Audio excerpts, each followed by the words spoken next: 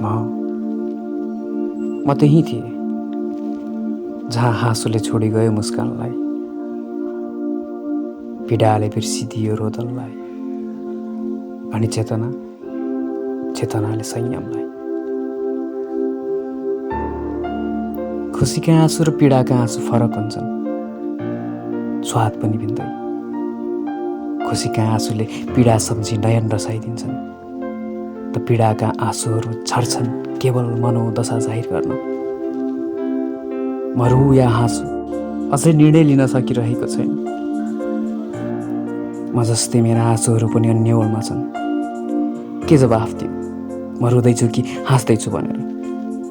कसैले सोधे भनिदिउँला यो अनुभवको आँसु हो, भगाएका मुस्कान हो, अनि अध्याय हो सिकाइको। आज झरिरहेका आँसुहरूले नयाँ नाम पाएका छन्, भने तिमीले नयाँ थर। तिम्रो आँसुहरू के का हुन्?